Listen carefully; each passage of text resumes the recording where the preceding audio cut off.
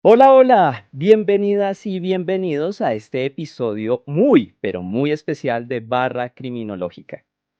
En el 2010, una de las profesoras del Departamento de Psicología de la Universidad de Illinois en Estados Unidos publicó una investigación que tituló Captadas por crímenes reales. ¿Por qué las mujeres se sienten atraídas por historias de violaciones, asesinatos y asesinos en serie?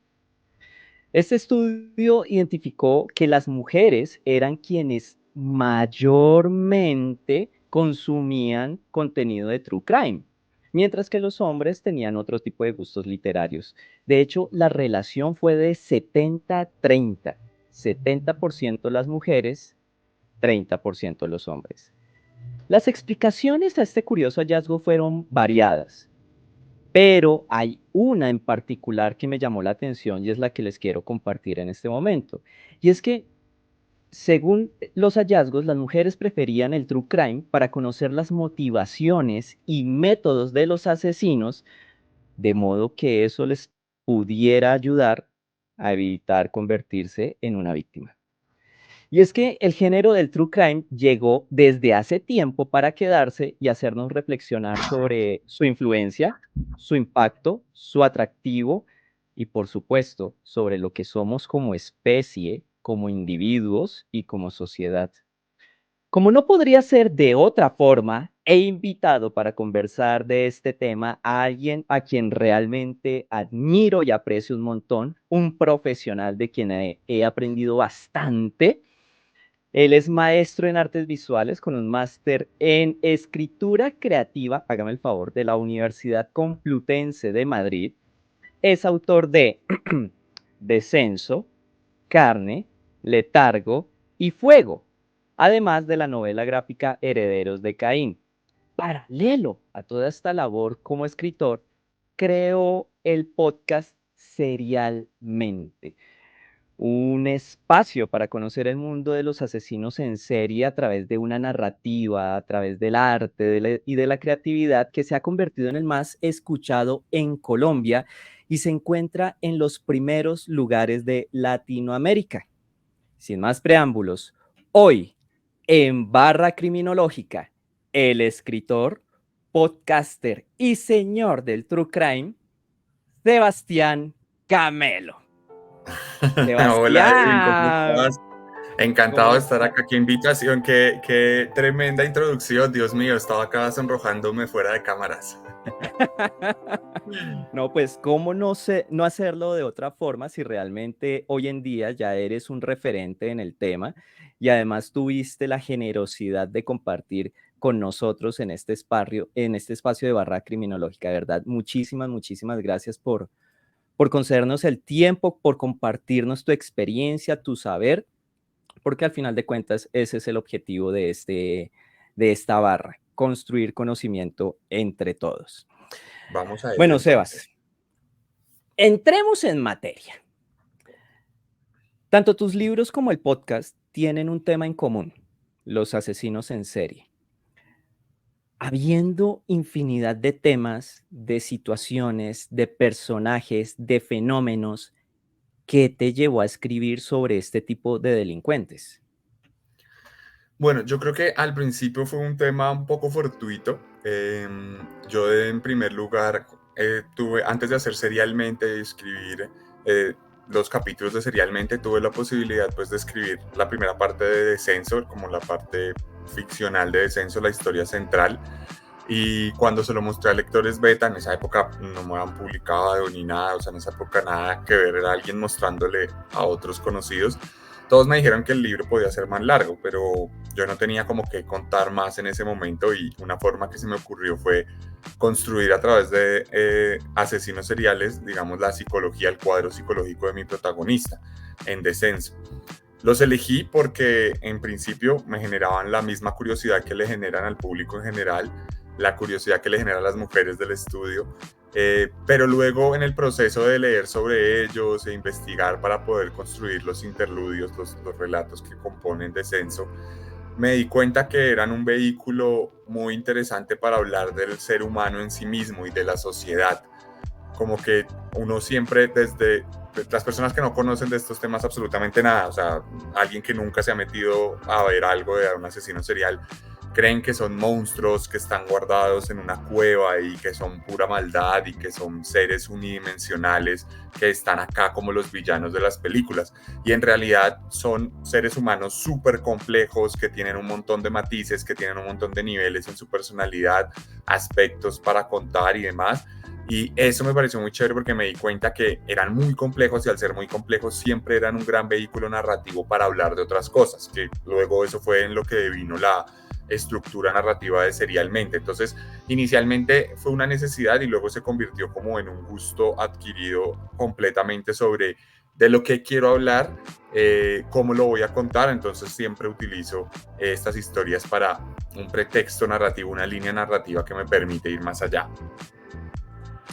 Que eso es algo súper interesante.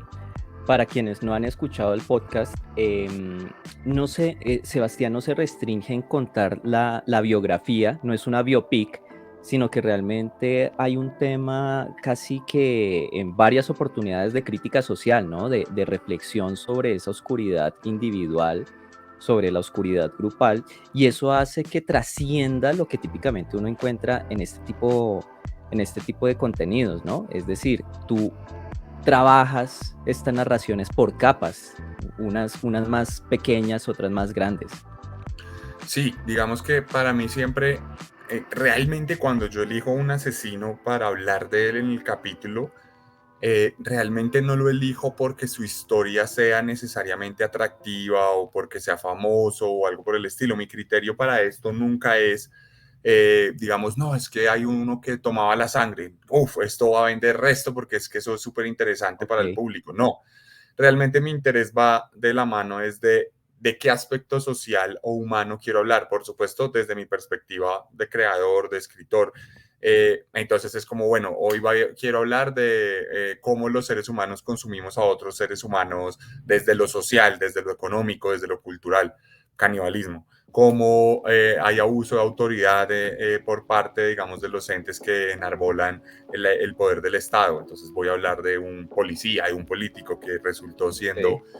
asesino serial, cómo tenemos una maldad escondida a pesar de que en la vida común y corriente somos normales. Entonces cojo uno que tenga familia y de repente sea malo. Entonces ese es el tipo de cosas que suelo hacer, la verdad, es por donde me suelo ir. Siempre mi criterio va desde lo social y es algo que considero que es lo que le gusta mucho a la gente, es tal vez lo que diría yo que hace distinto serialmente a los otros podcasts, pero a su vez también a veces levanta callito en algunos aspectos para algunas personas porque le incomoda de pronto porque no está de acuerdo con lo que estoy diciendo, o a veces meto algo de política sin hacer proselitismo ni mucho menos, de hecho criticando a todo el mundo. Entonces a veces la gente se siente ofendida por eso, pero pues no importa. Pero creo que eso también habla mucho de lo bien construido que está el contenido, porque no resulta algo superficial, sino que realmente estás tocando fibras más allá del sensacionalismo, como lo mencionabas hace un momento, de la sangre, de la muerte, del número de víctimas, sino que estás tocando fibras de las creencias de las personas, o sea que bien, ¿no? Sí, Súper. pues es lo que quería diferenciarme. Siempre que cuando algo que también hago en Serialmente es recomendar, cuando la historia lo permite, recomendar producciones culturales que hay sobre el protagonista, películas, Ok, libros, música, series. Y algo que me pasa muchas veces, y lo digo en el podcast, es que a veces es muy malo. O sea, a veces les digo como, oiga, sobre este asesino hay una película, pero es malísima. Pero pues si le interesa al asesino, vaya y véala. Y es porque muchas veces en muchas creaciones se quedan los directores, los productores, quien sea el responsable de ello, se quedan en esa superficialidad, en, ay, es que mató a tantas personas, uy, quedémonos en el borbo de que la mató. exacto. Yo trato de siempre ir un poco más allá. Obviamente a veces hay capítulos en los que me quedo en el morbo. Muchos factores tienen que ver con eso. A veces hay menos tiempo para escribir el capítulo, a veces hay Mm. menos tiempo para editarlo, a veces está la cabeza en otro lado. Pero por lo general trato siempre de hacer una editorial, unos inicios, digamos, distintos y contar otras cosas y otros enfoques, por supuesto. Cuando tú dices de tener la cabeza en otro lado, me haces pensar en algo. ¿Cuántos capítulos lleva serialmente? En este momento, mientras estamos tú y yo hablando, 142. ¿El último cuál fue? O sea, para este momento que estamos haciendo esta grabación. Para este momento que estamos haciendo la grabación, el último fue Johnny el Leproso, John Jairo Moreno Torres, un criminal de poca monta, por así decirlo, de las calles de Fontibón durante los 90. Ok, aquí en Bogotá, ¿no? Aquí en Bogotá, Ah, Colombia, sí. que realmente tenemos unos personajes bastante folclóricos y coloridos. Pero entonces, ¿cuántos episodios vamos de ciento Serialmente? cuarenta y dos. 142. Pues se entiende que a veces la cabeza vaya por otro lado, ¿no? Porque es episodio semanal. Sí, es un episodio semanal con pausas. Wow. Hemos tenido 4 temporadas. La primera fue de 50 capítulos, la segunda de 25, la tercera de 50 y ahorita estamos por la cuarta que en mi cabeza la iba a tener de 25, pero voy a ver qué pasa si la extiendo a 50 o la termino ahí, porque tenemos otro podcast que es Un Día de Furia, que hemos hecho solo 2 temporadas de 10 capítulos cada una porque tiene un trabajo técnico mucho más complejo porque es con actuaciones y eso, que es sobre masacres. Entonces Ujú. hemos parado entre temporadas porque a veces de pronto me canso un poco, no tanto de las historias, sino más bien como del proceso de escribir, de sacar. Entonces a veces digo, quiero parar un ratico, entonces termino la temporada y sigo y vuelvo y así lo hago normalmente. Claro. Bueno, para nuestros oyentes y televidentes, se dirá televidentes, en fin, todavía no domino este mundo del streaming, pero bueno, el asunto es que Un Día de Furia evoca mucho las radionovelas, ¿no? Tiene ese espíritu del sonido de fondo, de un narrador, de sonidos que van acompañando la historia y la hace mucho más inmersiva, o sea que se entiende cuando tú dices que exige un poco más. Pero hay que continuarla, mi amigo.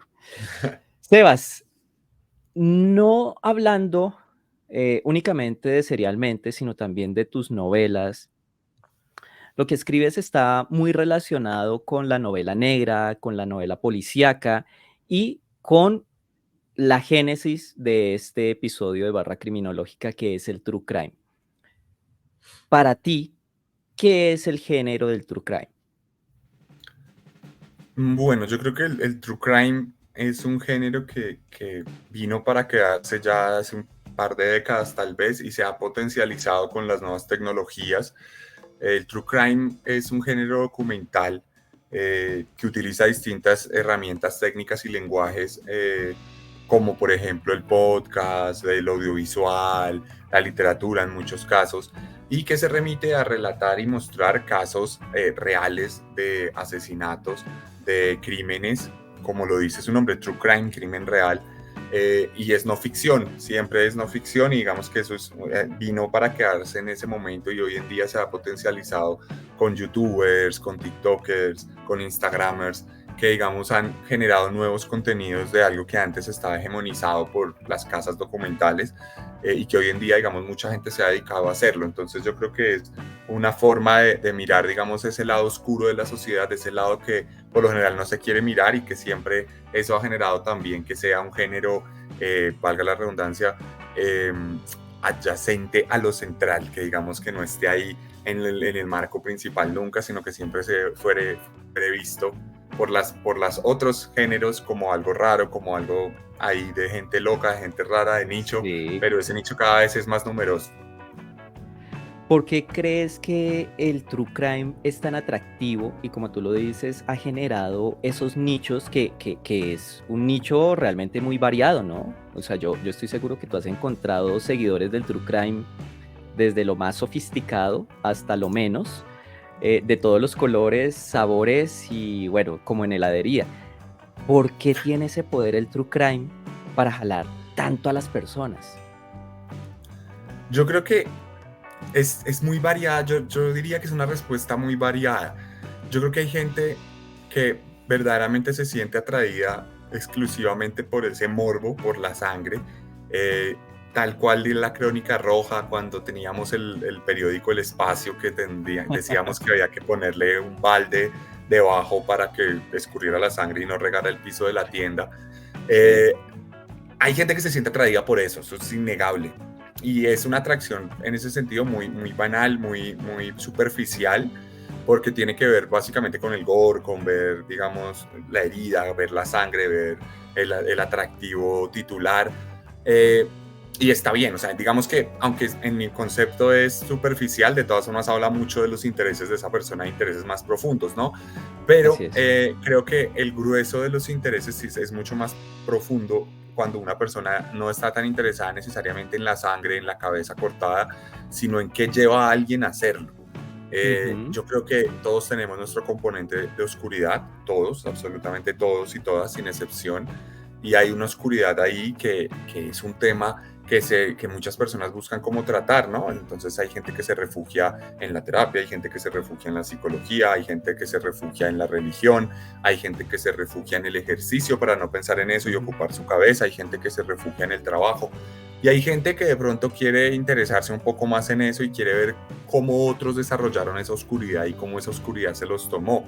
Entonces yo creo que por eso hay ese interés suscitado ahí que luego a veces se traduce en morbo, que mucha gente cree que es morbo, pero en muchos casos realmente es un interés de ver cómo alguien más desarrolló la oscuridad que yo sé que también tengo, pero no he desarrollado porque tengo otro contexto social, otro contexto cultural, familiar, otra realidad, y de pronto me interesa ver de qué somos capaces. Entonces yo creo que en ese sentido es un tema que genera mucho interés por eso, que no se queda solo ahí y que también nos recuerda un poco de lo que somos capaces, porque eso también nos permite saber qué límites tenemos que ponernos. Claro.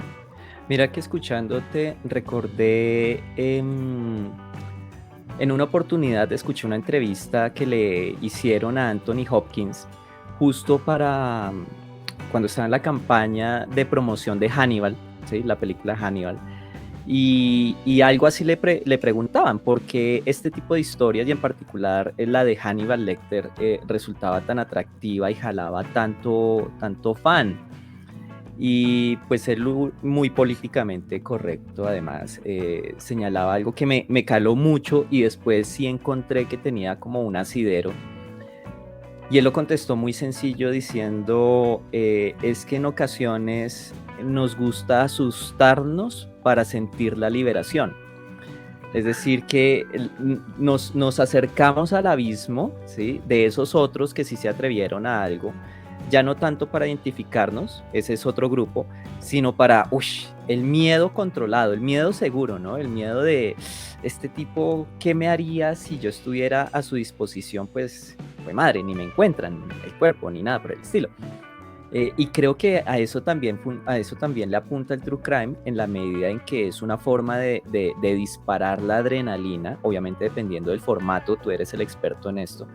Em, y al final de la película uno sentirse cansado, pero liberado y tranquilo de que no me pasó nada después de todo. Aunque hoy en día salir a la calle ya es un riesgo absoluto, no solo por los cereales. Pero quería señalar eso, ¿a ti te ha pasado en algún momento que te enfrentas a una historia, te mueve tanto, ¿m? Que después dices, cual en Montaña Rusa, estuvo bueno y menos mal estoy a salvo? Sí, yo creo que eso tiene que ver un poco, me hiciste recordar alguna vez en uno de los programas donde nos han invitado y eso y que hemos estado juntos, un poco también en la necesidad de los seres humanos por consumir historias, ¿no? Eh, Eso hace parte de los seres humanos desde que estamos aquí, desde que somos Homo sapiens sapiens, y eso me parece que es súper importante tenerlo en cuenta porque eso también tiene un componente de una necesidad de consumir algo que nos cuenta sobre nosotros mismos. Y eso creo que ahí los asesinos seriales, los psicópatas juegan un papel fundamental en la construcción del género, porque claro, cuando a ti te cuentan una historia, de nuevo, el villano, el malo, el de la película, luego te empiezan a contar historias que te dicen esto es real y te acerca más a la historia, te recuerda que haces parte de esa sociedad, te recuerda que compartiste mundo con esa persona, que en muchos casos son personas que están vivas en este momento, que están en algún lado del mundo en este momento, también consumiendo historias. Y yo creo que ahora que nombras ahorita a Hannibal Lecter, también ahí hay un tema que a través de los años ha generado un nicho y es esa construcción del asesino, letrado, del asesino Sí. elocuente, del asesino supremamente organizado. Bueno, tengo entendido que ya no se usa tanto esos términos. Pero aquí Perdóname, tú eres un aplicaría, tú experto, tranqui. yo solo cuento historias, pero entonces este asesino que digamos es un personaje admirable en muchos aspectos, aunque sea malo, se le admiran muchas cosas por toda su cultura y toda la inteligencia que tiene. Y eso es un arquetipo narrativo que hay, es un arquetipo que todos hemos utilizado, que todos los que hemos creado en algún momento hemos tenido un personaje así, porque son personajes mucho más atractivos, son personajes mucho más elaborados de los que puedes hablar. Entonces, si tú coges a un asesino serial, no sé, a un feminicida serial, hablemos de El monstruo de Monserrate, de Freddy Valencia. Entonces, coges a Freddy Valencia en la vida real y Freddy Valencia es una persona que se salió de la universidad, que a duras penas terminó el colegio, que tenía serios dificultades de comportamiento disciplinario en cualquier espacio. Hablas con él y no es tan elocuente. Entonces, Mm, eres un escritor y estás creando un personaje y necesitas que tu villano sea Freddy Valencia. No va a ser interesante. Al final es no, interesante contar su historia y meterle toda la arandela desde lo que tú no sabes hacer, pero desde lo que es él en sí mismo, no te puede brindar frases elaboradas, no te puede brindar análisis profundo sobre algo. Pero si hay asesinos que sí, ¿no? Está Jeffrey Dahmer, está Edmund Kemper, el mismo Garavito en sí. algún punto tenía también Mm, cositas ahí profundas a la hora de analizarse a sí mismo. Entonces uno se queda con eso, uno se queda con esos y uno sobre eso se construye porque esos son los que enriquecen las historias y dejando de lado el apartado moral y lo bueno y lo malo y lo que implica poder contar historias y valerse de herramientas para contar historias más profundas y más elaboradas, siempre va a ser un aliciente para el público, siempre va a ser un aliciente para el lector, para el oyente, para el televidente, porque le va a dar una historia mucho más rica. claro. Mira que escuchándote, creo que pocas frases en el entretenimiento han adquirido tanto poder como basado en hechos reales. Sí, Ya claro, con eso uno perdió. claro. Y la mitad de la gente Te que va al cine a ver una película basada en hechos reales llega a la casa a buscar lo que hay detrás y qué es verdad amén, y qué no. hermano. Sí, sí, sí, Me eso declaro. hace parte de la dinámica del consumo de la historia y en ese sentido todos somos consumidores y ya, es eso. Ay, que soy de izquierdas, de derechas, capitalista, como no, todo haces parte de un sistema de mercado y así es y así funciona y es lo que hay y no lo vamos a cambiar acá porque tocaría volver a ser la sociedad, es lo que es. Sí, total. Y sí, yo soy de los que me dicen basado en hechos reales y ya como que pongo cara de intelectual. Oh, qué interesante. Voy a Así. mira, hay que verla, hay que verla. Sí. Bueno, Sebas, tú hace un momento nos contabas que has contado la historia en tu podcast de centenares de asesinos en serie. Para ti, como escritor de True Crime, ¿cuál ha sido el principal desafío en el momento de sentarte y plasmar en tu computador, en tu hoja, en tu documento, la historia de estos individuos? O sea, ¿qué es lo que más te ha costado en este trabajo, en particular con Serialmente? Yo diría que hay dos. Hay uno que a veces cedo y a veces no. Es el hecho de no ser un podcast más que simplemente se dedique a contar la historia sangrienta y a mostrar la sangre. Hay capítulos donde lo hago, siempre que lo hago es deliberado.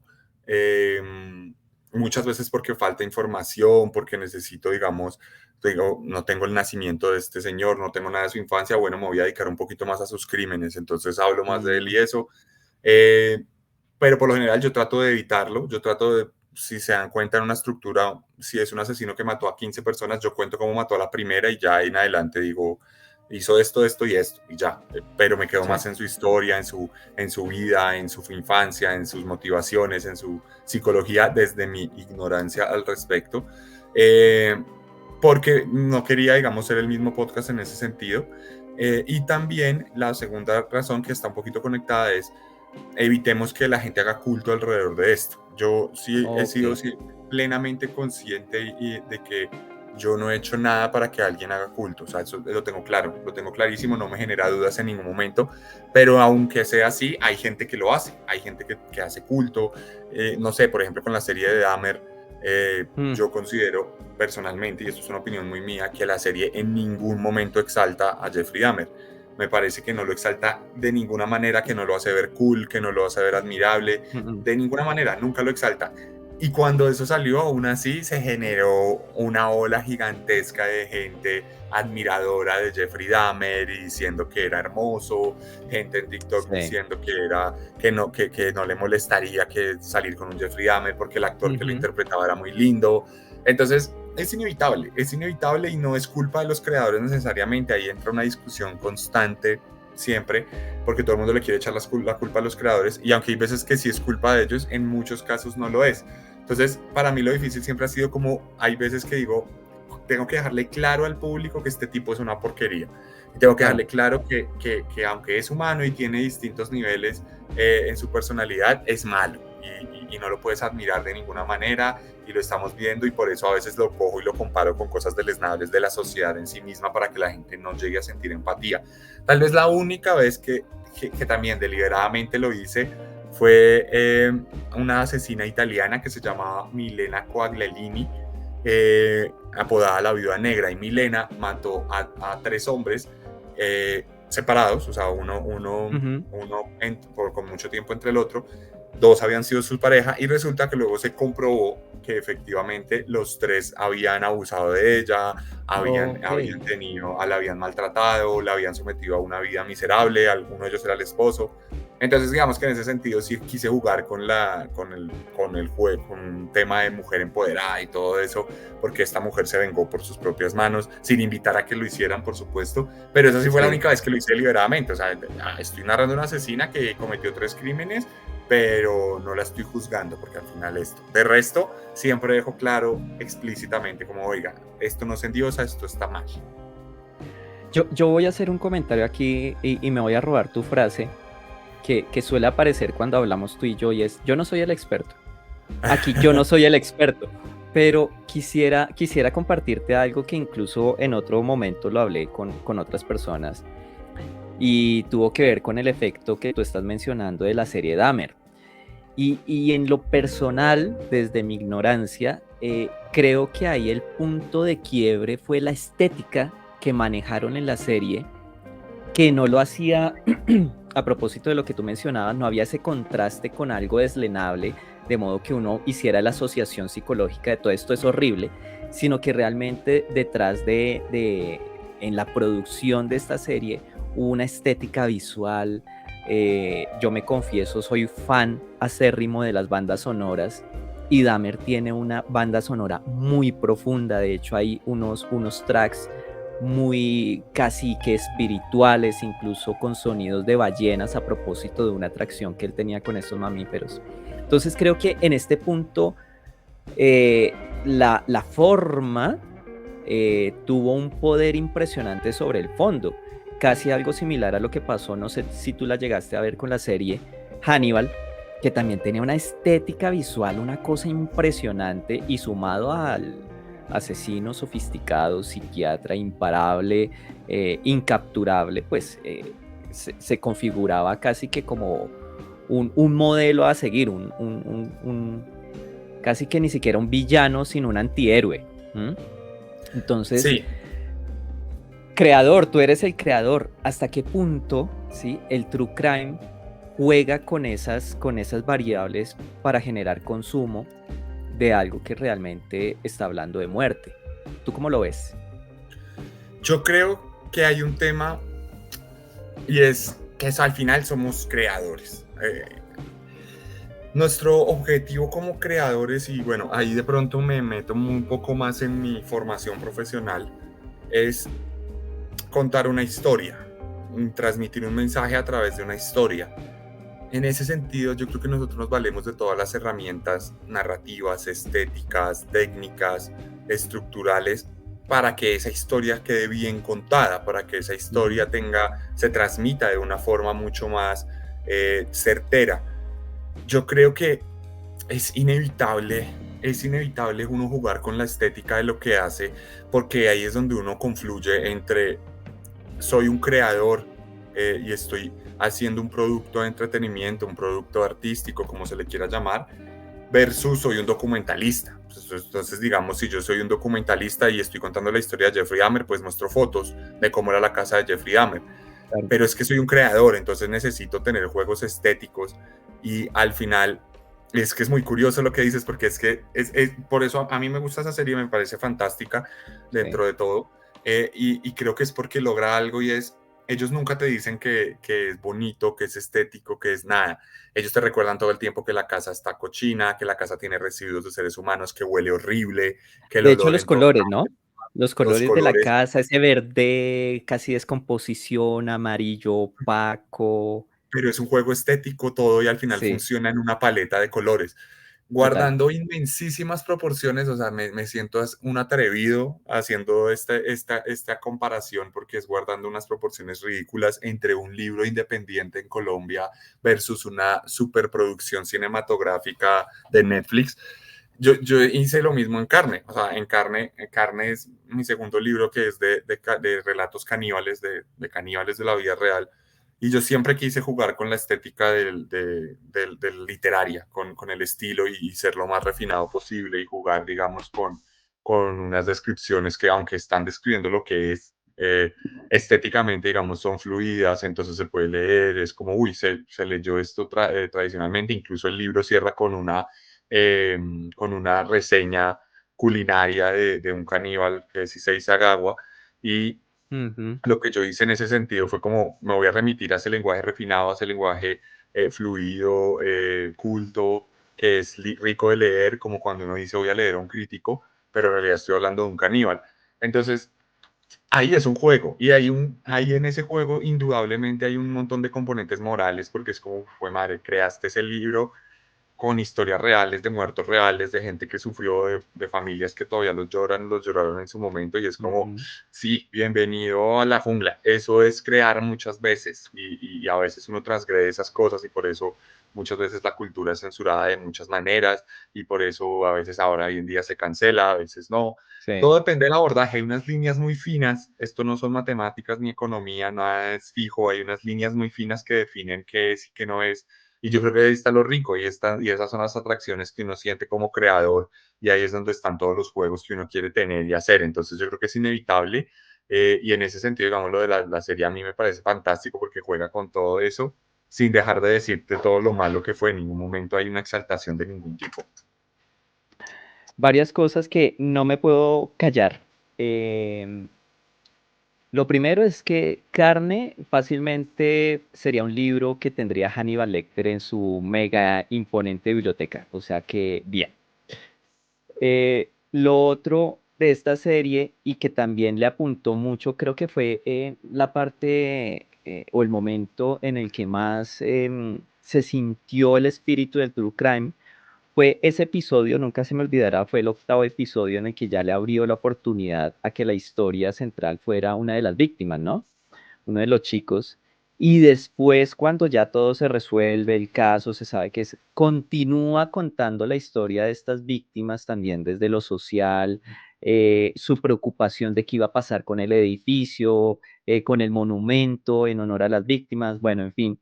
Y creo que ese punto fue el más social, pero que a su vez también trajo mucha crítica porque los propios familiares de las víctimas pues dijeron que eso era apología al delito y, en fin, siempre va a haber de dónde criticar algo. Sebas, hemos venido hablando de Serialmente y quisiera que aprovecháramos este momento para que nos cuentes dónde pueden escuchar tu podcast.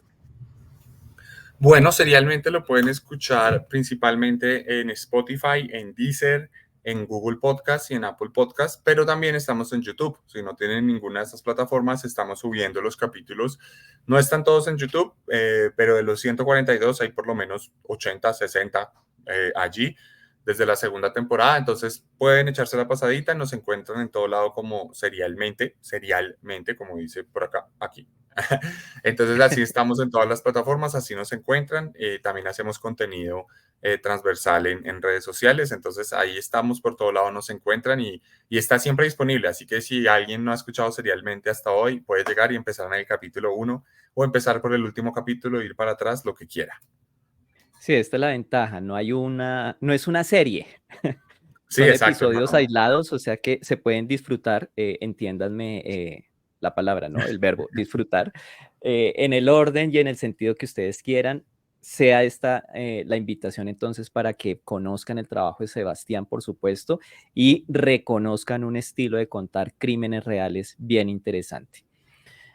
Bueno, Sebastián, vamos a adentrarnos porque antes de concertar este encuentro, les quiero comentar que yo le dije a Sebastián que quería hablar con él como creador, como escritor, mm, como persona que se ha dedicado ya un buen tiempo a la construcción del true crime, pero también haciendo ese hilado con el mundo de la criminología, que de hecho hoy en día se tiene, y ojo con esto que voy a mencionar, muchos criminólogos cuentan con los contenidos de true crime precisamente para lo que Sebastián nos hablaba hace un momento, y es entender los fenómenos delictivos. Aquí estamos hablando de asesinos en serie, pero convengamos que puede haber true crime de tráfico de lo que sea, de todo tipo de violencia.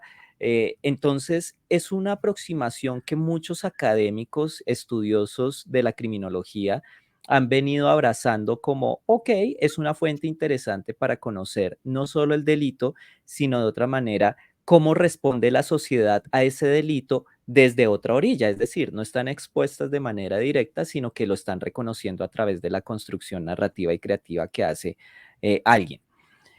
En ese orden de ideas, Sebas, después de revisar tantas historias, porque obviamente ya nos has contado que te documentas, no es que se te ocurre y por arte de la IA aparece el escrito, el guión, no. No, ojalá nunca. Después de, y te quedas pensando como, no, creo que para ti sería impensable llegar a hacer eso. No, Tú no, no. que eres un apasionado de la escritura. No, sí. Y un enemigo acérrimo de la IA. Ok, gracias por reconocerlo. Bueno, lo que te quería preguntar es, desde tu perspectiva, desde lo que tú has visto, desde lo que has estudiado, desde lo que has conocido, ¿tú cuáles dirías que son esos factores fundamentales para que aparezca un asesino en serie? Uf, bueno, así como lo había dicho ahorita que esto no es economía ni matemáticas, así mismo funciona acá. Yo creo que no hay o algo que sea una receta exacta que diga esto es lo que se necesita para un asesino, porque hay veces que eso pasa y no se cumple. Muchas veces, de hecho, la inmensa mayoría. Yo creo que tiene que confluir una serie de eventos desafortunados absoluta, pero pues sí hay unas tendencias, ¿no? Yo de nuevo, desde mi ignorancia, es que a mí me da miedo hablar con Edwin de estas cosas, pero desde mi ignorancia sí he identificado principalmente, fundamentalmente, una ausencia de afecto en la crianza, una crianza Ok. completamente problemática y violenta, abandono, violencia física, violencia psicológica, abuso. Sí, muchas historias que he contado empiezan así, siempre, Mm. siempre. Entonces, un padre ausente y una madre violenta, o viceversa, o las dos. Eh, entonces, creo que esas cosas se iban construyendo y yo siempre, bueno, desde lo que he visto, es como una persona que a la que no se le enseña el afecto durante su primera infancia, de que no tiene ninguna manifestación de afecto en su favor durante toda su vida, pues no conoce el afecto, y al no conocerlo, Ujú. pues desconoce también otras formas de tratarse con otros seres humanos y la empatía y demás. Y eso funciona en todos los aspectos, ¿no? O sea, estamos hablando de asesinos Vale. seriales, pero claro, el papá borracho suele tener hijos borrachos. Obviamente hay gente que corta eso, Ujú. pero ese tipo de crianzas, como vemos que mi papá trata a mi mamá, es como probablemente yo termine tratando a las mujeres en cierto aspecto. Entonces, creo que eso tiene que ver mucho.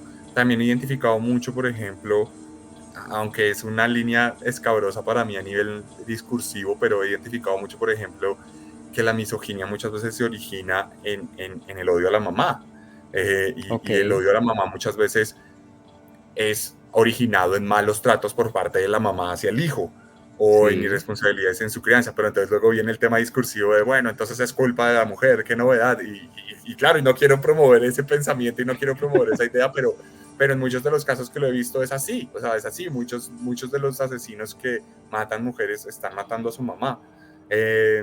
Entonces, luego llegas y hay otras historias de otros personajes que tienen una crianza bonita, perfecta, en un establo, en un entorno afable para ellos y resultan siendo asesinos.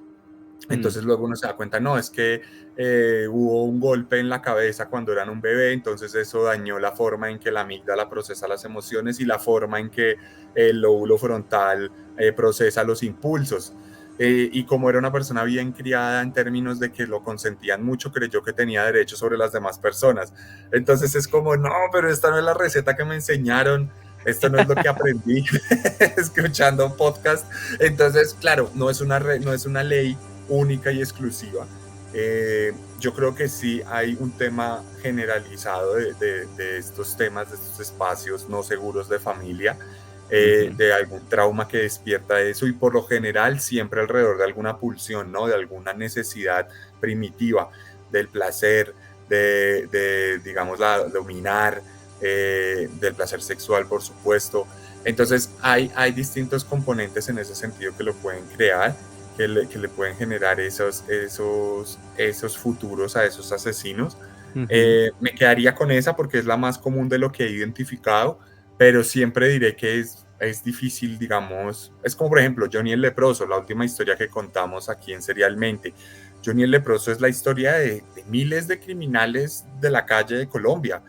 ¿Y qué se necesita para crear un criminal? Pues en esencia, desigualdad y miseria y violencia en su crianza.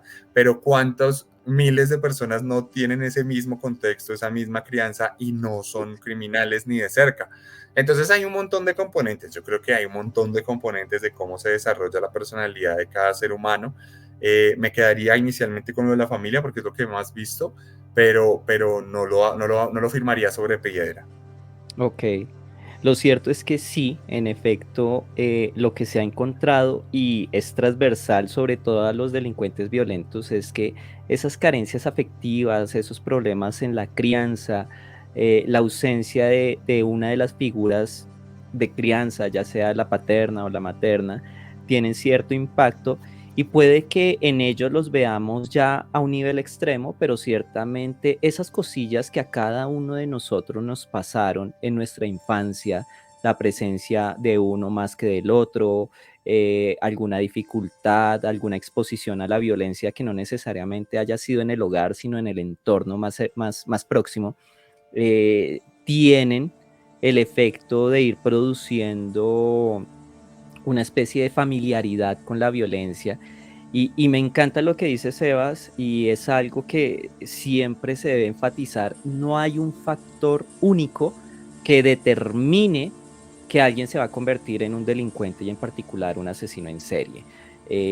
Hoy en día ya dejamos, gracias al cielo, esas teorías deterministas de causa igual efecto, A igual B, sino que hoy ya se habla de teorías integradoras, de modelos integradores que nos dicen que hay factores sociales, familiares, económicos, Mm. políticos, biológicos, genéticos, psicológicos, que pues digamos que ahí sí, como decía en algún momento Saramago, es el encarte que te tocó, asúmelo. Y pues en algunos casos, cuando lo asumen, implica eh,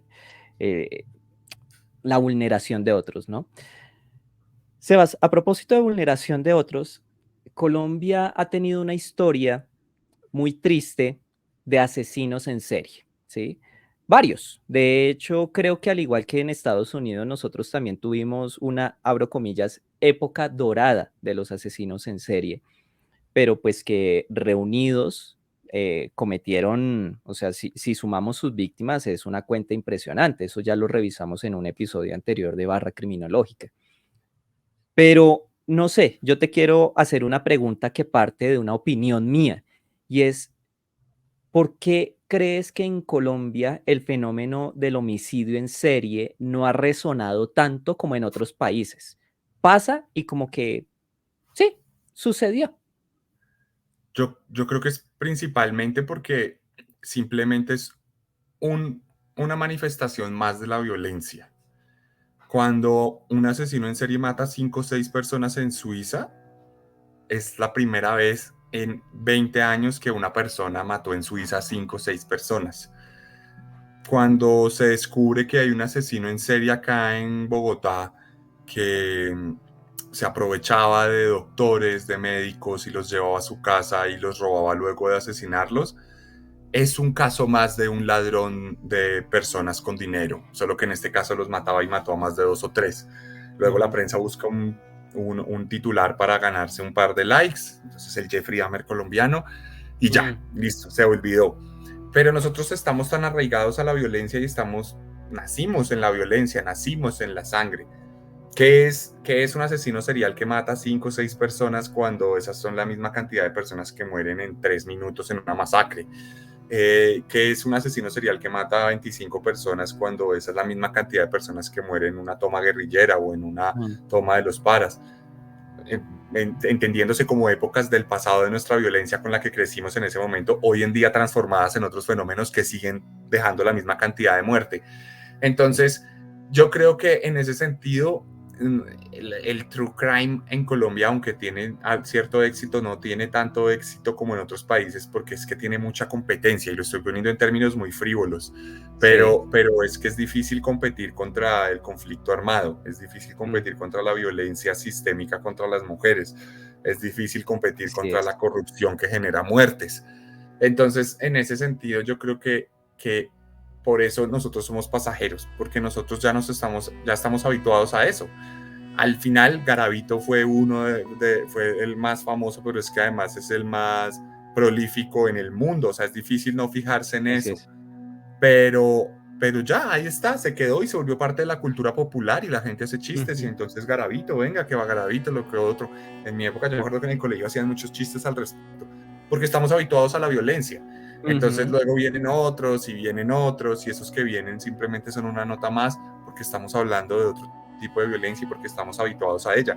Aún en Estados Unidos los asesinos en serie fueron el top de la violencia durante los 60, 70s y 80s y luego no es que dejaran de serlo, sino que luego, precisamente por la forma en que está configurada su sociedad y su forma de consumo de contenidos y de historias, el mismo Estado se dio cuenta que no le convenía seguir mostrando tanto de eso, no darle el mismo ujú, abordaje y hoy en día se aborda de otra manera y ahora sus problemas de violencia interna, por lo menos, no internacional, sí, tienen que ver siempre con los tiroteos en las escuelas y eso también se ha ujú, normalizado, si te das cuenta. Entonces es como hoy en día hay un tiroteo en una escuela mínimo una vez a la semana en Estados Unidos. Acá eso sería impensable. Acá donde jugamos fútbol con las cabezas de los campesinos, sería impensable que un niño matara a otras personas en un colegio con una pistola.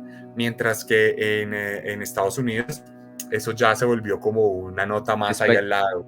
Y es el pan alguna de que cada otra día. conversación. Si es muy numerosa, miramos y tenemos una conversación sobre el poseer armas o sobre los videojuegos como el culpable o la Ujú, música de Marilyn Manson, pero, pero acá en Colombia estamos acostumbrados a otras cosas. Entonces yo creo que básicamente tiene que ver con eso, con la forma en que asumimos la violencia y también me parece importante, y ahora que nombro a Estados Unidos, la forma en que se analizan los temas, ¿no? Hoy en día con el mundo globalizado es más sencillo analizarlo de una forma eh, profunda y que entienda, digamos, integralmente el fenómeno, pero hasta hace un tiempo era Estados Unidos el que lo hacía. Y siempre la gente hablaba, no, es que en Estados Unidos es donde más asesinos seriales hay. Y es como, esa afirmación es mentirosa, bueno, es ambigua, porque por un lado, sí, es donde más hay registrados asesinos seriales, pero no quiere decir que haya más. Lo que quiere decir es que es donde más juiciosamente los registran. Es así donde es. lo que quiere decir es donde más juiciosamente los estudian y los tienen trazados. Pero acá probablemente per cápita debe haber más que allá. Además porque hay más impunidad. Pero entonces, claro, eso también tiene que ver. Aquí entonces el abordaje del asesino es ese. Y para mí el ejemplo del Jeffrey Dahmer colombiano es el más claro porque no tenía nada que ver con Jeffrey Dahmer. O sea, este tipo, este joven venezolano de 21 años que mató a o cuatro médicos, que los cortejaba, todos eran Ujú, homosexuales y los cortejaba y se los llevaba a sus casas, no a la de él, y los robaba después de matarlos, no tiene nada que ver con Jeffrey Dahmer, ni su proceso psicológico, ni su proceso, ni su historia, ni la forma en que procesa sus necesidades y sus ansias. Este tipo a todas luces mataba para robar, por lo menos en la investigación preliminar. Mientras que al otro lado estamos hablando de un tipo súper complejo, pero no, entonces pongamos el Jeffrey Dahmer colombiano, porque eso me da likes. Entonces, eso también hace que no llegue a fondo, ¿no? Porque no hay un estudio a fondo. Lo ha habido con asesinos como Garavito, lo ha habido con asesinos como Manuel Octavio en algún Ujú. punto. Entonces, eso nos permite ver que ellos sí brillan, entre comillas, en ese true crime, en ese mundo, porque hay más estudios sobre ellos, más análisis, más entrevistas, que luego devienen otros fenómenos como que cobren o algo así. Pero más que eso, sí nos permite conocerlos. Entonces, mientras no haya eso, no haya esa profundización, y hoy en día esa profundidad está en estos medios, en lo que tú haces acá, en lo que yo hago, en lo que hacen otros creadores. No suele ir a los medios de comunicación. A veces tú sales por ahí tú sales por ahí en una nota del tiempo que dedica un asesino y tú haces un análisis correcto. A veces invitan a Esteban Cruz. Y siempre eso está en el fondo, es parte del contenido, de la línea editorial del medio. Pero Sí. el medio, cuando tira la noticia al principio, es súper irresponsable en ese sentido y es por desconocimiento. O sea, no diría que es deliberado, ni mucho menos, sino que no hay una cultura del análisis en ese sentido. Y es normal, es que están ocupados analizando el conflicto armado, que otros países no lo tienen. Entonces es entendible. Además que yo me sumaría a tu tesis diciendo que dedicarnos al análisis, no estoy diciendo que no se deba hacer, pero dedicarnos al análisis de la violencia en Colombia, creo que al final sería una especie de suicidio moral y cognitivo. O sea, aquí ha pasado de todo, salvo ciertos fenómenos como tú mencionas de los tiroteos en las escuelas. Dios no permita que eso suceda, aunque hay variables, de hecho las variables están, o sea, la mayoría de variables están, falta una que otra, pero bueno, el punto es que de alguna manera podríamos decir que también es una forma de supervivencia de la violencia, no centrarnos tanto en ella, o en Totalmente. todas ellas más bien, porque Uh-huh. si no, qué desgaste espiritual. Bueno, una pregunta densa, Sebastián, esta pregunta sí es densa, esta es a bocajarro, y es que cuando uno piensa en el true crime, la asociación inmediata son los criminales, los delincuentes, el que sea. Pero yo te quiero preguntar, ¿está el true crime en deuda con las víctimas? Uh, uh. Yo diría que sí. Yo diría que sí. Eh, Principalmente porque las víctimas, por lo general, no tienen su propia voz en el mundo del true crime. Pero luego yo también me pongo a pensar y yo digo, ¿qué pasa cuando le dan voz a las víctimas en este mundo del true crime? Que pasa mucho. Voy a entrevistar a la víctima. También siento que es el creador, el director, el productor llegando y diciéndole a la persona, hola, dame tu historia y dame tu dolor porque lo necesito para contar la mía, para contar mi versión de esto. Entonces, llórame a la cámara, mira, di lo mucho que sufriste, di lo mucho que querías a la víctima y gracias por todo, que estés bien, hasta luego. Y ya. Así como Hay lo dices, productos, es sí, totalmente codificador. claro, entonces estamos súper en deuda en ese sentido. Yo no diría, no me voy a poner acá a improvisar y a decir mentiras, yo no me atrevo a decir que no lo hago por eso, simplemente lo hago porque mi interés siempre ha sido alrededor del mal, es lo que me interesa a nivel narrativo, el Ok. desarrollo del mal, pero, pero creo que en ese sentido me parece más respetuoso no meterse con las víctimas y contar la historia del victimario que de las víctimas, porque muchas veces la contada de la historia de las víctimas es hipócrita, realmente Sí. hace parte de un aparato narrativo, hace parte de un aparato que está buscando otras formas de llegar a la gente. No digo que todos, por supuesto, ahorita esta pregunta bocajarro no me permite citar ejemplos, pero hay muchos documentales que lo que buscan es reivindicar a la víctima, por ejemplo, Sí. en ese sentido, digamos, ya está reivindicando la otra manera de la forma en que se narra, no sé, un asesino de trabajadoras sexuales. En los 90 no se reivindicaba a la víctima porque al final la sociedad pensaba que era lo que había que hacer o la sociedad pensaba que ella se lo habían buscado por dedicarse a ese mundo. Hoy en día se puede reivindicar la figura de la víctima en ese sentido desde contar una historia así. Entonces, ese tipo de cosas, digamos que me parece que sí funcionan.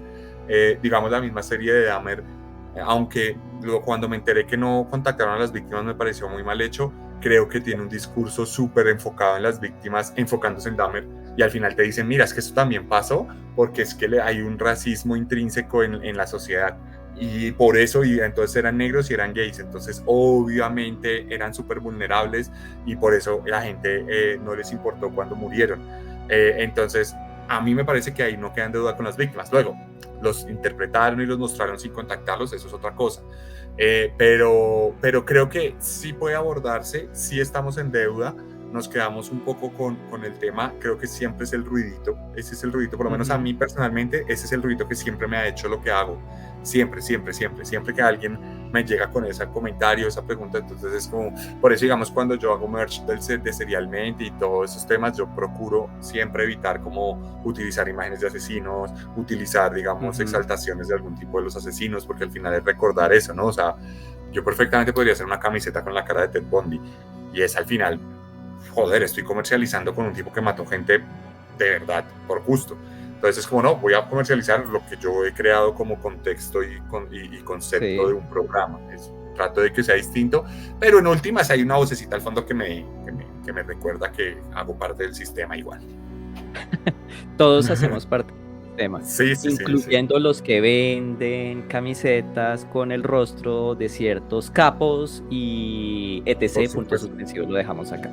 Sí, Que sí, sí. creo que es valioso lo que tú nos estás compartiendo porque nos está revelando, al menos desde tu perspectiva muy personal, que hay una vocecita ética y moral que te dice, hey, paremos acá, ¿sí?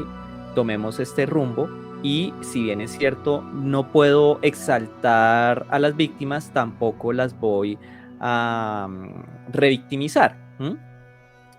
Y es que también pensando en el tema de la narrativa, escuchándote se me ocurre que ciertamente, y esto va a sonar muy horrible y ofrezco disculpas de antemano, pero casi que por inercia resulta más atractiva la historia del dominante que del dominado, que es casi una lección de la historia. La historia, quienes la escriben, quienes ganaron, no quienes perdieron.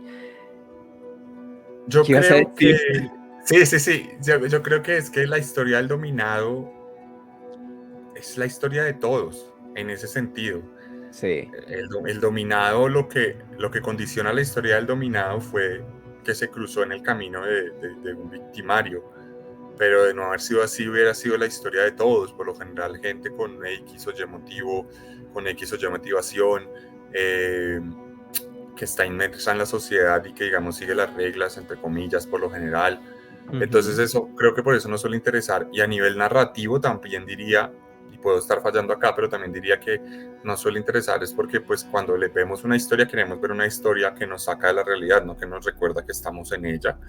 Y por lo general por eso siempre tienen finales felices las historias, y en el mundo del true crime nos centramos en la historia del victimario porque es el que está fuera de la realidad, siempre es este outsider, este tipo que no siguió las reglas, que se atrevió a escuchar esos demonios internos, que se atrevió a darle rienda suelta a ciertos pensamientos que tal vez mucha gente ha tenido, pero que jamás se ha atrevido ni se atreverá a desarrollar. Entonces yo creo que por eso tal vez resulta tan atractivo. Obvio, estamos profundizando sobre muchos temas cuando al final hay gente que simplemente le gusta el morbo y ya, es como, Sí, es que me total. gusta la sangre y ya está. Y está bien, o sea, habla de la variedad de la audiencia y así funciona esto. Mira que me parece súper potente lo que acabas de decir con respecto al final feliz. Y es que en las historias del true crime sí hay un final feliz, pero está asociado al delincuente, y es cuando lo capturan. Porque al final de cuentas para la víctima no hay final feliz, aun cuando capturen, detengan y encierren 11, 13 o yo no sé cuántas cadenas perpetuas. Para la víctima no hay final feliz. Entonces creo que eso también hace que el personaje central ayude, o más bien sí, que el delincuente termine siendo el personaje central de la gran mayoría de este tipo de contenidos de True Crime. A propósito de personajes centrales, tu última novela, Fuego, que es la que ustedes están viendo aquí atrásito mío, ¿sí? Acá. Fuego, que de verdad es una novela muy interesante. Sebastián, en este escrito tú nos presentas, digamos que la diada típica, ¿no? Un investigador tras la pista de un asesino en serie. Pero hay unas capas que son interesantes. Una de ellas, aquí les cuento, es que esta historia ocurre en buena parte en las calles de Bogotá y en algunos lugares que fueron muy idiosincráticos de Bogotá. Y digo fueron porque ahora están mutando y ahora están adquiriendo mismo espíritu, nuevo rostro. Pero no voy a entrar en detalles ni en spoilers. Lo que quiero preguntarte, Sebas, con respecto a Fuego, es, y esto ya lo habíamos hablado en otro escenario, pero me pareció importantísimo traerlo en este momento, es, en este libro, ¿cuál es la radiografía que tú plasmas de la sociedad colombiana? Uf. Bueno, yo creo que en este libro la sociedad colombiana está retratada desde muchos aspectos, o sea, desde la degradación, desde los espacios más oscuros que olvidamos, desde nuestro basurero social, que es uno de los capítulos dedicado a eso, Ujú, está degradada desde, digamos, su rol de televidente de la violencia, de cómo la violencia que ocurre en nuestro conflicto histórico se volvió parte de nuestro entretenimiento, de lo que vemos y demás. Eh, y está retratada también un poco en su hipocresía, ¿sí? Porque pues todas las sociedades lo son, todos lo somos, no podría pretender acá decir que no lo soy o que no lo somos, todos lo somos, eh, pero retratarlo es divertidísimo a nivel narrativo, pues porque uno desenmaraña muchas cosas que están ahí, que siempre han estado. Entonces yo creo que la radiografía en ese sentido es la radiografía de un país que se ha obligado a contar una historia que le es incómoda muchas mm, veces y que cuando sale a flote resulta siendo contraproducente para su propia identidad y para la claro. construcción de su verdad. Y digamos que yo suelo tratar temas que han pasado ya antes porque eso me permite, digamos, verlo en perspectiva. Yo no puedo escribir una novela en este momento sobre el conflicto con un grupo de un Navacrim, con un grupo armado que haya salido de los paras o con una disidencia de las FARC, porque pues eso está pasando todavía. A mí sobre eso siempre se me viene a la cabeza una anécdota que hay sobre Franz Kafka, y es que cuando él en sus diarios se ve, en sus apuntes, se ve que dice, empezó la Primera Guerra Mundial, entonces se anunció la Gran Guerra, y él dice, y él lo consigna, se anunció la Gran Guerra, y lo siguiente que consigna es como, voy a ir a darme un baño en la piscina, y ya, y no vuelvo a hablar de la guerra. Y es Ok, el análisis de trasfondo de eso, es como que uno desde su rol de creador, de escritor, de lo que sea, de periodista, lo que sea, bueno, el periodista no tanto, pero de analista y esto, en ujú, estos roles creativos uno no puede crear sobre la marcha porque uno necesita la frialdad de la distancia. Y uno necesita, claro. si yo quiero hablar de un aspecto, de un capítulo del conflicto armado colombiano, no puedo hablar de él de la misma manera en que hablaría de él cuando ya pase a cuando esté pasando. Entonces, en ese sentido, yo creo que en Fuego abordamos un capítulo del conflicto armado colombiano que pasó hace muchos años, y que tiene para mí siempre ha tenido una importancia histórica por su naturaleza excesivamente violenta, pero además violenta en nuestro entorno urbano, porque la violencia rural en Colombia es parte del paisaje, soy consciente de ello, pero pues yo soy un bogotano del 91, entonces pues para mí obviamente lo que me es, desde lo histórico, aunque no alcancé a vivir este episodio, lo que más me llamó la atención fue el día que la violencia llegó a la puerta de la casa de mis papás, algo así, Ujú, de la casa de mis tíos. Entonces, esa violencia que debería estar allá en el campo, estoy siendo irónico, por supuesto, ujú, llegó ujú. acá. Entonces eso, por eso a mí me generó un interés particular narrativo que siempre vino conmigo desde chiquito y que pude venir a desarrollar ya hasta mi cuarto libro, porque pues también sentía obviamente que necesitaba mejorar mis habilidades como escritor para poder abordar un tema así. ¿Cuántos años tenías cuando ocurrió este incidente extremo de violencia en la ciudad? Eh, bueno, hay dos incidentes ahí. El primer, bueno, el que es el incidente central, yo ni siquiera había nacido.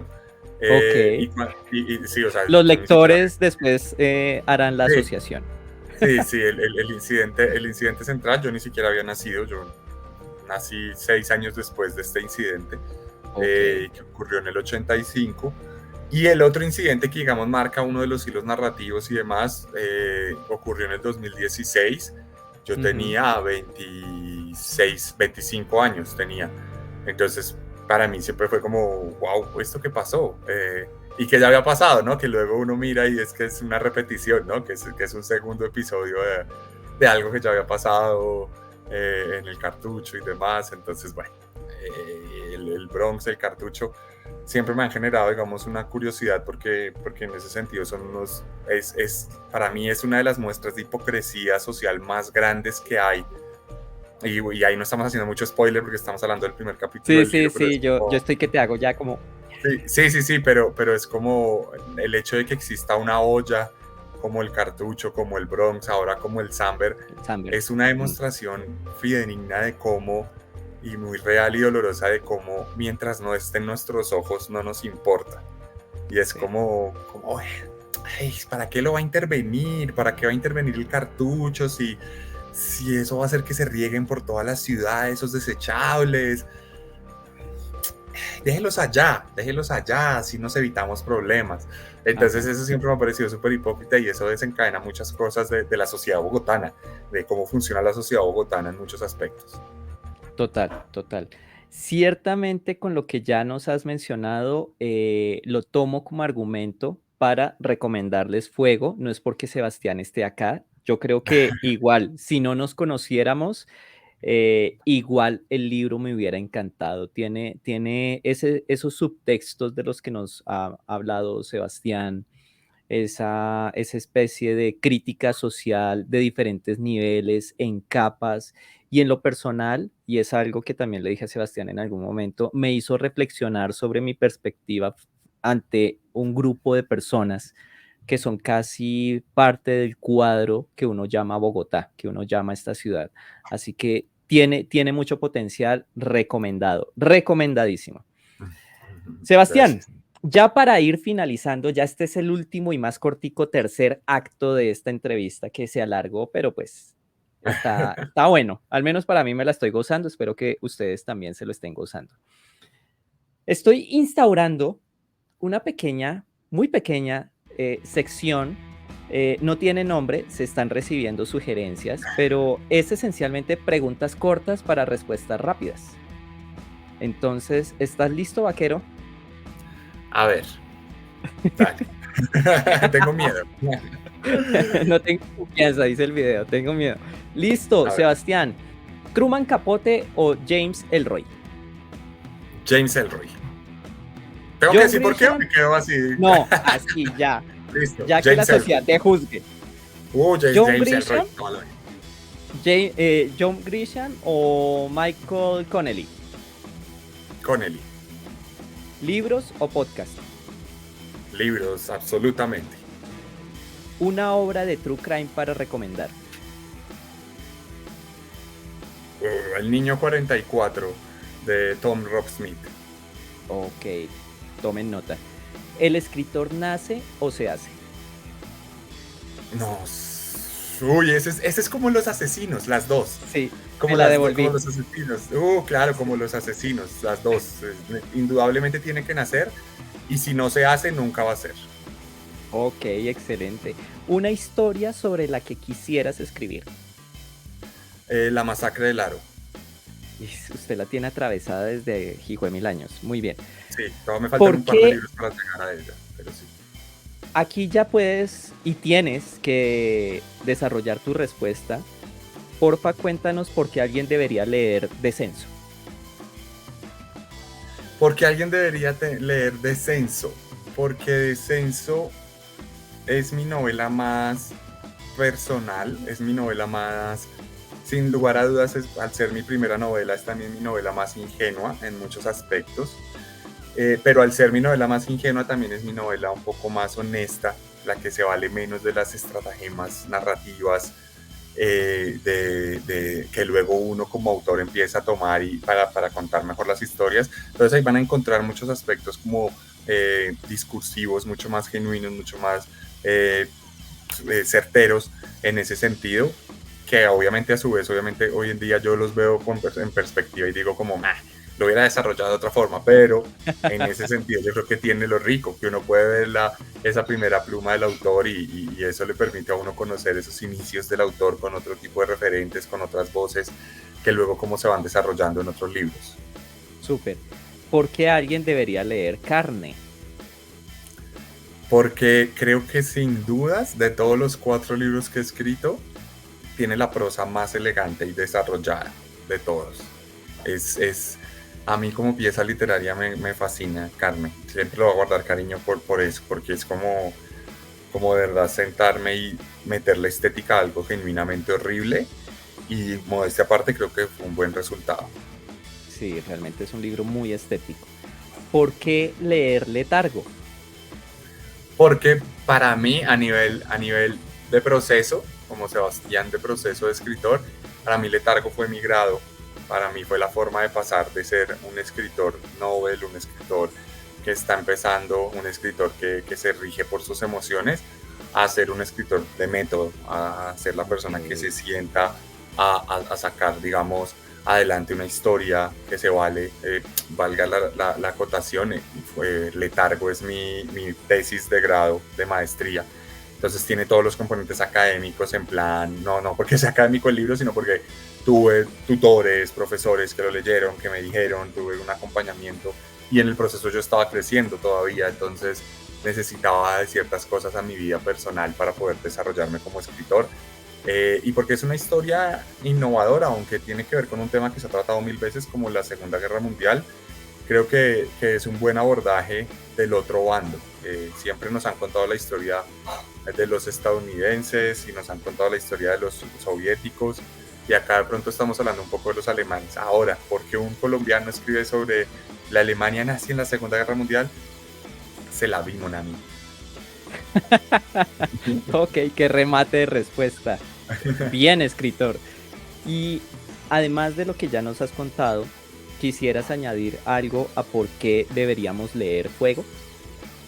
Porque si Descenso es mi introducción a las letras y mi voz más ingenua y certera, y Letargo fue mi grado como escritor de método, yo creo que Fuego ya es mi primera obra genuinamente desarrollada bajo el marco de una persona que ya lleva escribiendo casi 10 años, escribiendo desde la literatura, que está desarrollando historias y que ha adquirido un montón de conocimientos desde la parte de contenidos, hablando de asesinos y demás, pero también desde la parte de narrativas y de la labor, el oficio como tal.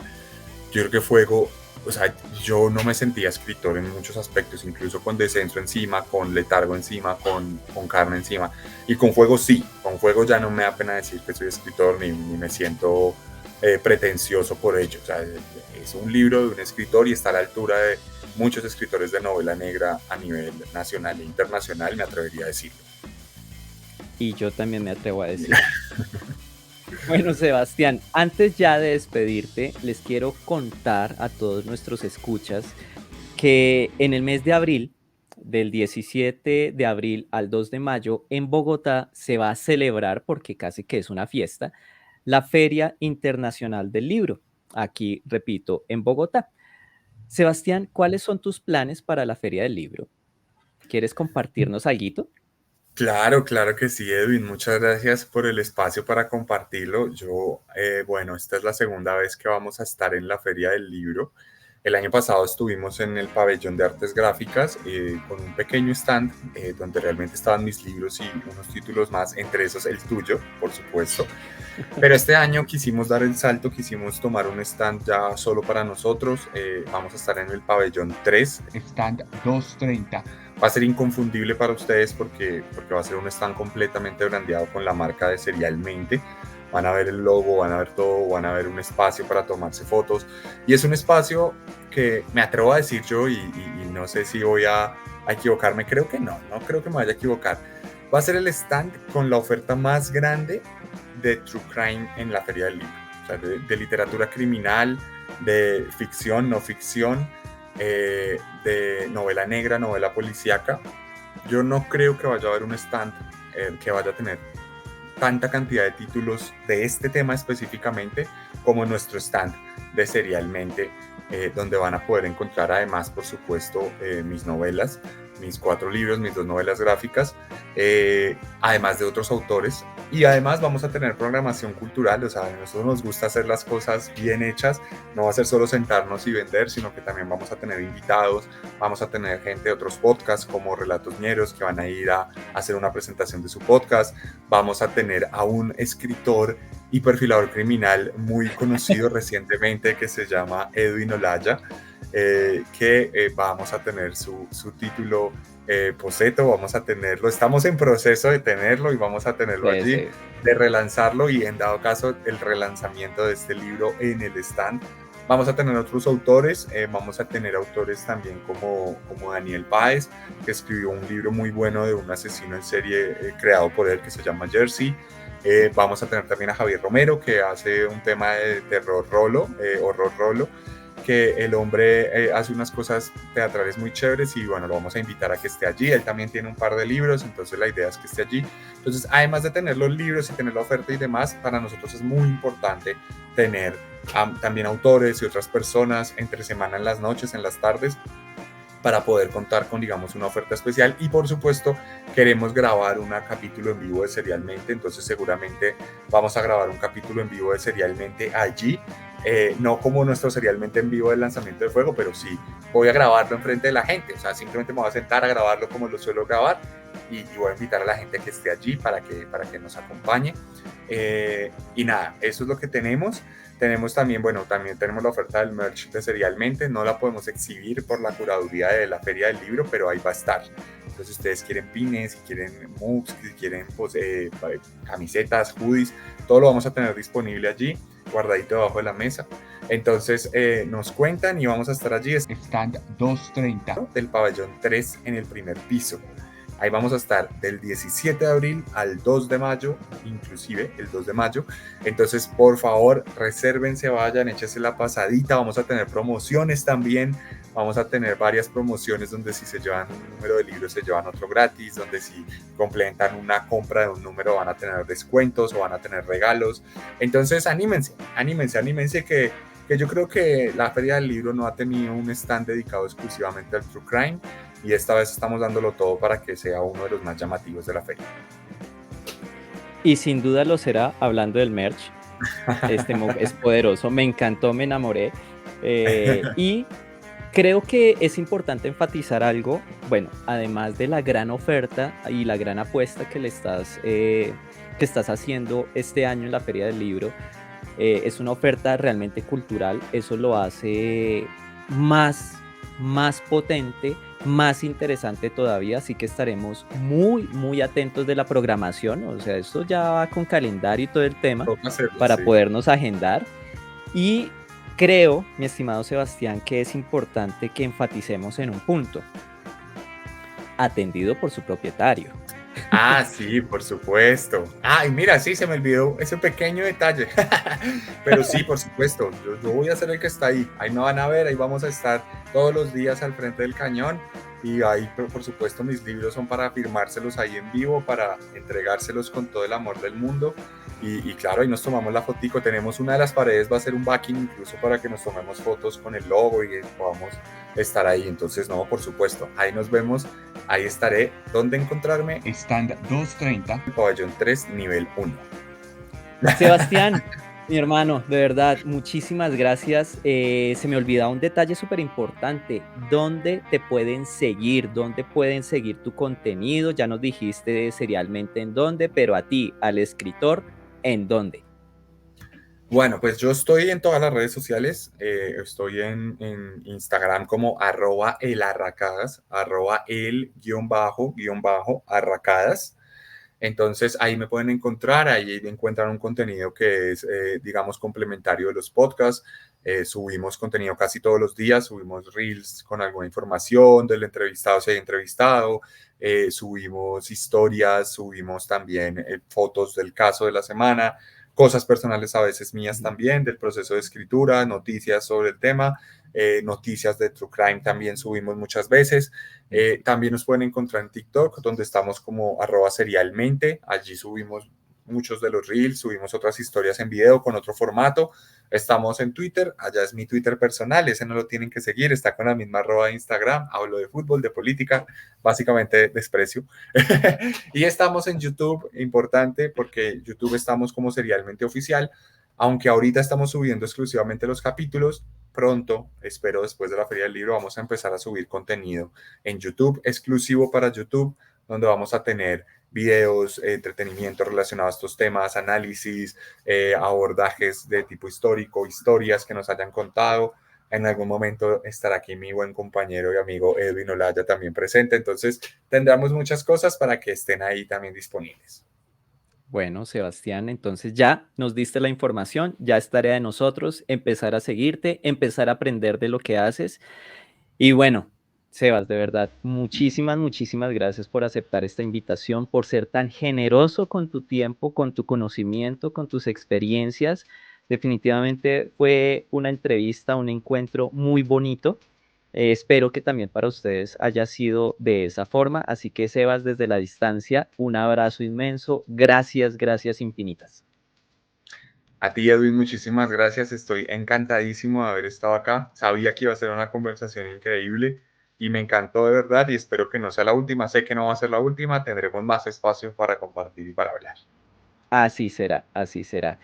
Y bueno, a todos ustedes, por supuesto, muchísimas, muchísimas gracias por hacer parte de este episodio, por quedarse hasta este momento. Espero que de verdad se lo hayan gozado, hayan quedado inquietos para consultar, para leer, para escuchar y sobre todo para construir conocimiento. Repito que es el objetivo de este espacio.